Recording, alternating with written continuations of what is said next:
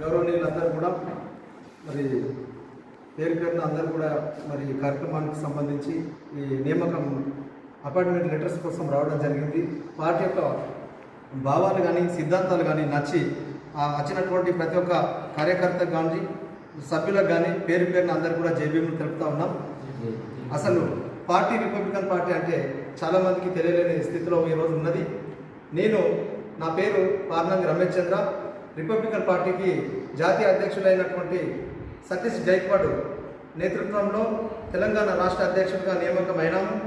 ఈరోజు అంబేద్కర్ భావజాలాన్ని వారి యొక్క రాజకీయ తత్వాన్ని పుణికిపుచ్చుకొని తెలంగాణ రాష్ట్రంలో 33 జిల్లాలలో జిల్లా కమిటీలు కానీ రాష్ట్ర కమిటీలు కానీ నియమిస్తూ పార్టీని పూర్తి స్థాయిలో పూర్తి వైభవాన్ని తీసుకురావడంలో లక్ష్యంగా ఈరోజు మనం తెలంగాణ స్టేట్ అధ్యక్షులుగా ఆ బాధ్యతలను భుజస్కంధాలపై వేసుకొని అన్ని జిల్లాలలో ఆ పూర్తి స్థాయిలో కమిట్మెంట్ భావాలతో నేను ఉన్నాను.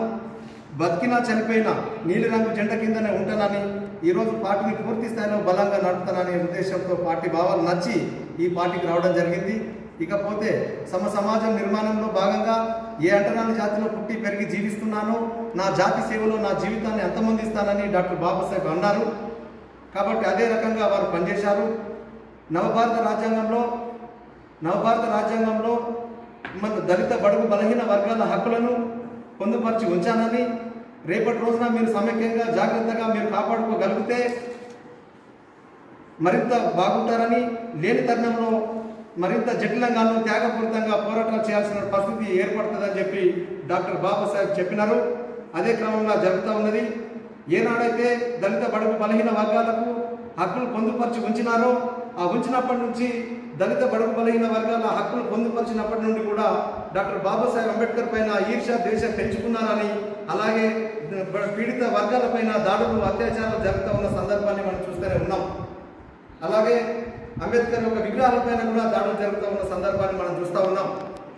కాబట్టి దళిత బడుగు బలహీన వర్గాలు రిపబ్లికన్ పార్టీ మీ యొక్క సొంత పార్టీగా మీ యొక్క హక్కుగా ఈ పార్టీని పెంచి పోషించుకోవాల్సినటువంటి పరిస్థితి మీపైనే ఉందని డాక్టర్ బాబాసాహెబ్ అంబేద్కర్ గారు చెప్పారు.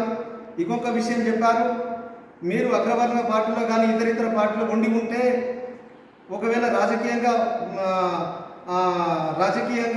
పెద్ద పదవులు రావచ్చేమో, కానీ రాజ్యాధికారం రాదని, ఒకవేళ రాజ్యాధికార కాంక్షలకు మీ ప్రయాణం కొనసాగించాలనుకుంటే మాత్రం రిపబ్లికన్ పార్టీలో పూర్తి స్థాయిలో పనిచేస్తే మీకు రాజకీయ విముక్తి దొరుకుతుందని చెప్పి చక్కగా చెప్పడం జరిగింది. ఈ రోజున మనం ఒక అడుగు వేశాం, మంచి తరుణం. ఈరోజు డాక్టర్ బాబాసాహెబ్ అంబేద్కర్ ఒక ఆలోచనతో మనం ముందుకు పోతా ఉన్న సందర్భాన్ని మరి ఎంతో చక్కగా మీరందరూ కూడా వచ్చినందుకు కూడా మీకు ప్రత్యేక ధన్యవాదాలు తెలుపుతా ఉన్నా. మరి ఇంకొక మాట, బాబాసాహెబ్ అంబేద్కర్ గారు నీలి రంగు జెండా నిమ్న జాతుల జ్యోతి అంబేద్కర్